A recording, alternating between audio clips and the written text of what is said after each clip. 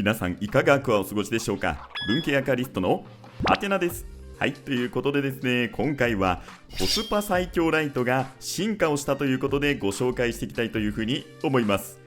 実は以前コスパ最強植物育成ライトをご紹介させていただきました。それがこちら、コスモ 20W ブリムさんから出ているものになります。こちらは植物育成ライトなんですが、アクアリウムでも使えるスポット型ライトになります。各有私も90センチ水槽で使っておりまして、アクアリウムで使う場合は周光レンズと反射板を外すといいと思います。でこちらはですね、コスモ白と黒の2色展開で4000ケルビンと5800ケルビンがあります。で4000ケルビンは黄色みの強い電球色で月明かりに照らされているかのようです。そして5800ケルビンは蛍光色で朝方の爽やかな光を演出してくれます。それぞれがいい感じなんですが、アクアリウムで使うなら5800ケルビンが無難だと思います。私は90センチ水槽で半年ぐらい使っております。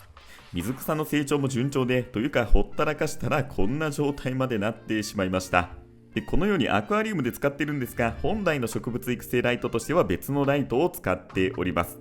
で植物育成用としてもこちら当然使えますし、やっぱりこのスポット的に照らすライトがね、私好きなんですよね。なんとなくこれ見た目もおしゃれだし、光の当たり方もかっこよく見えるというふうに思いますし、水槽も植物も全てスポットライトにしているぐらい気に入っています。ということで、このコスモライト90センチ水槽で半年間 CO2 なしで管理してきたんですが、水草も問題なく成長してくれております。とにかくコスモ2頭で90センチ水槽をカバーできてしまうというぐらいコスパ最強です。そんなこちらのライト、お値段は Amazon で4935円となっております。2頭でも1万円以下、3頭買っても1万5000円しないということで、Amazon だとセールでさらに結構ね安くなったりしますし、アマテラスやつくよみも好きなんですが、こちらのライトコスパが高すぎてということで、ここまで褒めちぎると案件と疑われるんじゃないかというレベルなんですが、安心してください。案件なんて気やしません。はい、そして今回このコスパ最強ライトに新機能が搭載されたものが登場したんです。しかも価格は通常モデルにたった193円プラスの5128円。これはさらなるコスパ最強ライトの登場の予感ということで、こちらコスモ UV20W になります。当然同じくブリムからです。こちらは通常モデルに UV 機能が追加され、さらにコスパ最強となりました。 UV だけではなくてヒートシンク塗装や口金カラーの変更などもされております。はい、ということで開封と思ったんですが、実はすでに開封済みでアクアポニックスで使用感を試しておりました。まずはスペックのご紹介です。本体はブラックとホワイトの2種類になっておりまして、ブラックは4000ケルビンと5800ケルビンが選択できるようなんですが、白は今のところ4000ケルビンしか商品がありませんでした。ただ商品ページこんな風になっておりましたので、もしかしたら今後ホワイトでも5800ケルビンが選択できるようになるかもしれません。はい、とりあえず見た目は置いておいて、細かいスペックを見ていきたいと思います。コスモ UV 消費電力は 20W、PPFD 高さ40センチから1064、そして照度が65400ルクス、炎色評価数が RA96 から 98.5で、色温度が5800ケルビン、そして4000ケルビンのものもあるということになります。照射角度が60から120度ということで、こちらは周光レンズや反射板のありなしで変わってくるということです。そして寿命が3万時間ということで、長く使えるようなものになっています。はい、ということで主に5800ケルビンの方をご紹介しましたが、このように表にするとですね、実は4000ケルビンの方が照度であったり PPFD が少し低くなっております。はい、ということでこの辺がね若干違いがありますので、ご購入の際はぜひお気をつけいただければというふうに思います。でこうやって一覧にしてみるとわかるんですが、実はこちら前のモデルと変わっておりません。ですので今までの性能を維持したまま新たな機能が追加されたという形になります。はい、でブリムさんはね、こんな風に植物の生育に必要な PPFD の数値を公開してくれてるっていうのが嬉しいですよね。で前のモデルと大きく変わったところがこちら、紫外線の波長が加わったんですよね。こちらの仕様をご覧ください。この赤でくくった部分、これが新たに追加されたところで380から400ナノメートルという部分の波長が追加されているというのが分かりますね。同じ5800ケルビンで前のモデルと比較するとこんな感じ。若干他の波長の数値も変わってる感じしますよね。少し緑の部分とか他の色のところ少し高くなってるような気がします。とここで素朴な疑問、そもそも UV ってなんやねん。はい、私もですね UV ってお肌に悪いイメージがあるっていう程度で、正直あんまりわからないんですよね。ということで調べてみました。 UV には UVA、UVB、UVC の3つの波長の区分があるということで、こちらの表をご覧ください。まずは UVC です。オゾン層でカットされるため地上には到達しないものということなんですが、生物の細胞を殺す波長で殺菌灯とかで使われているということで皆さんご存知かもしれません。で UVB も大部分がオゾン層にカットされるんですが、多少ね地上に到達するということで、こちらも生物にとっては有害で肌の表面に炎症を起こさせたりします。そしてこの UVA、コスモにはこちらの UVA に相当する波長が加わっております。でこれがどういう影響があるのかということなんですが、正直よくわかりません。一応ね、ホームページ見ると適量の UVA を加えることで植物の徒長抑制や抗酸化物質の働きを引き出すと。なんのこっちゃ。ですね、太陽から普段浴びている波長なので、何らかの効果があるんだろうっていうね、レベルで私の認識になっております。アクアリウム用ライトでも UVA が搭載されているものってありますよね。で、これが、特にブセファランドラのきらめきとかに差が出るとか出ないとか、でよくよく調べてみると蛍光灯やメタハラなんかも UV は出ているということですので、この UV の波長が決め手かはわからないが、好きで使っている人っていうのはいらっしゃるとは思います。正直よくわからないので、詳しい方ぜひ教えてください。お願いいたします。ということで次に行きます。次は見た目の進化です。左がコスモ UV、右が通常のコスモ。UV 版はヒートシンク塗装がされており、熱耐性が上がっているということになっております。通常版の方がシルバーっぽいっていうのがこれ見たらわかりますよね。で見た目の面でもね、これよりマットなブラックな質感っていうのがとにかく渋くてかっこいいです。口金もゴールドになっていますよね。ではここで問題です。アマテラス LED はどれでしょう？正解は真ん中のこちらになります。皆さんこれ分かりましたでしょうか？こうやって並べてみると一緒。一番左がコスモ UV なんですが、横から見たら口金のゴールド以外は見分けがつかないほどですよね。さすがにね LED チップの面を見ると周光レンズあるなしで、見分けはつくということにはなりますが、本当に似てますよね。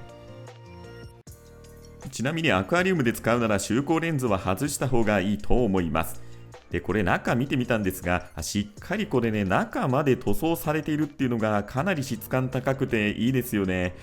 こう考えるとこの違いで200円弱の値上げっていうのは全然許せるレベルだと思います。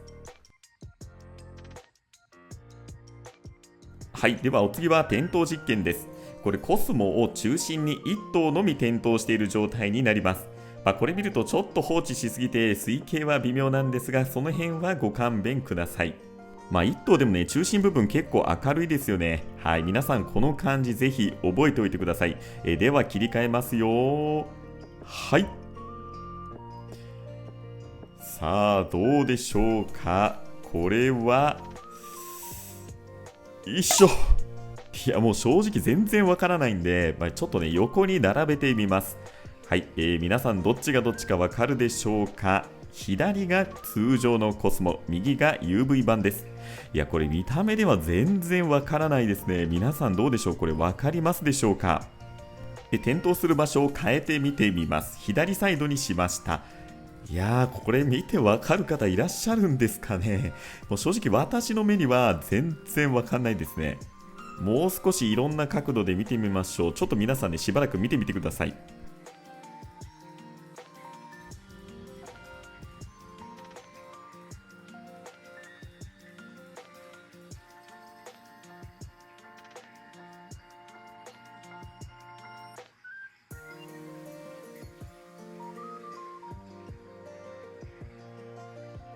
今度は通常版と UV 版で並べてみました。で今スライドしているの皆さんこれお気づきになられますでしょうか。今ちょっと変わっていってるんですけど、いやー、これ見るとですね、これ左右で入れ替えたところスライドしてみてもほとんど変化がわからないですよね。はい、まあただこれ実は当たり前っちゃ当たり前で、はい、実は400ナノメートル以下の波長は人の目ではわからないということなんですよね。ただ一応これも検証します。ブセのきらめきに差が出るとか出ないとか。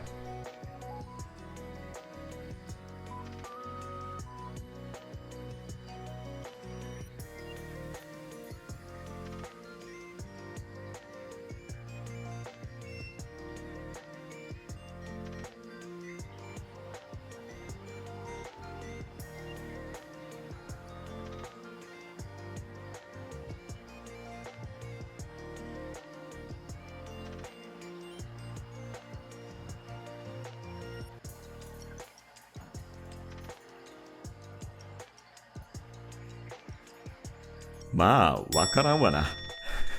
まあ実はですね、UV は人の目ではわからないため、見え方の違いは出ないと思います。まあおそらく水草の成長に差が出るということだとは思いますので、まあただ本来はこれ植物育成ライトですので、効果が出るかはまあ正直不明です。で、ここで気になる疑問。紫外線って人体に影響出ないの？まあこれ蛍光灯も紫外線は出ておりますし、太陽光の UVA もね、届いているということになります。まあ太陽光の UVA よりもはるかに微弱な光量ですし、まあそこは心配ないかと思います。2つ目、紫外線ってガラスや水を通すの。UVA は波長が長く UV カットでもなければガラスや水を透過しやすいとのことです。まあ当然ガラス圧や水深によって減退率は異なるとは思います。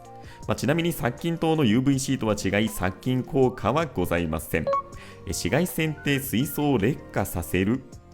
これ特にアクリルは紫外線の影響を受けやすいっていう風な情報ありますよね。ただ正直よくわからないということで、それほど大きな影響が出るとは正直思えませんね。ただそもそもこれ20ワットほどのエネルギーですし、出ている紫外線も UVA が少々ということです。太陽光を直接当てたりしているわけではありませんので、大丈夫じゃないかと。川タリウムさんみたいに太陽光を当てたりしないとそんなに変化ないんじゃないかとは思います。シリコンも物理的に傷つけたり経年劣化の影響の方が多いんじゃないかとは思います。はい、ということで UV 追加と塗装や見た目の進化が見られたコスモ UV。正直 UV の波長が追加されたところについてはどう影響するのかっていうのは疑問なんですが、植物だけではなく生態への影響もあるんじゃないかとは思います。特に外で管理したりするメダカなんかは UV の効果があったりするんでしょうかね。それ以外の生態も我々人間と同じように体色の発色に違いが見られるとかあるかもしれません。このあたりは調べてみたが、なんとも言い難いんですよね。人間なら UVA でじわじわと日焼けしたりシミやシワが発生したりするんでしょうが、アロアナとかなら UV で色上げしたりするんでしょうかね。はい、私の場合は水草の成長の方が興味はあるということになります。特に UVA は自然界に普通にある波長ですし、何らかの影響はあるんでしょうかね。また水草の成長がどうなるかは検証しても面白いかもしれませんね。はい、ここまでいろいろ紹介してきましたが、これいかにも案件っぽい動画になってしまった気がします。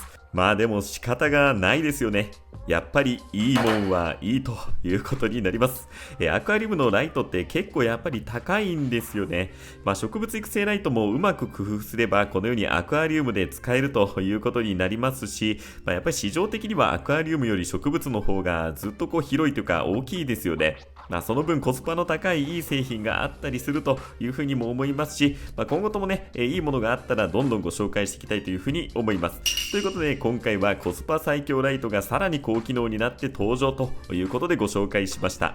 植物育成だけではなくアクアリウムでも使える本当におすすめライトです。で、ブリムさんは安いパネルライトも出しているのでそちらも結構気にはなります。正直ライトばっかり買ってて使ってないのも結構溜まっていきました。でもライトはいくらあっても困らないっていう格言がありますよね。はい、ということで本日も最後までご視聴ありがとうございました。ぜひこの動画が良ければ高評価、チャンネル登録をよろしくお願いいたします。それではまた。